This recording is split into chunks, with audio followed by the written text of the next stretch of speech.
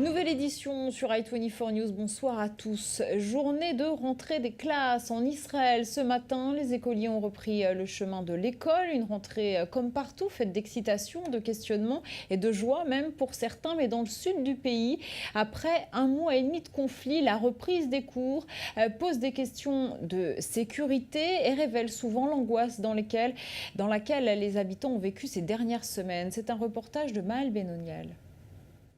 Après 2 mois de guerre, c'est le jour J, la rentrée des classes. Dans la famille Biton Baria de Kfar Aza, à 1 kilomètre de la bande de Gaza, c'est l'effervescence. On se prépare à la rentrée, c'est le premier jour d'école. C'est à la fois une journée heureuse et en même temps c'est un vrai challenge. Quelques jours seulement après l'accord d'un cessez-le-feu illimité, cette mère de famille n'est pas encore complètement rassurée. Après tous les cessez-le-feu non respectés qu'il y a eu, j'ai peur qu'aujourd'hui encore on soit pris par surprise et que cela recommence. Dans les navettes organisées par la région, s'il y a une alerte, les enfants sont 30 dans le bus. Donc c'est compliqué dans ces conditions que chacun ait le temps de se mettre à l'abri.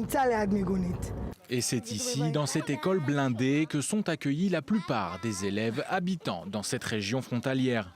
Une région déclarée par Tsahal il y a une semaine encore comme zone de guerre. La directrice de l'école primaire appréhende le retour des élèves dans ce contexte. Notre mission première, c'est de redonner ce sentiment de sécurité aux enfants.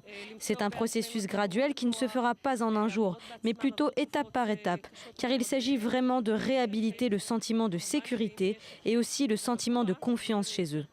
Longtemps annoncée incertaine, la rentrée scolaire a finalement lieu en temps et en heure en Israël.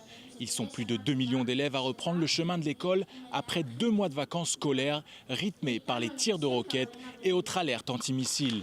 Un soulagement pour tout le monde, aussi bien pour les parents que pour les enfants.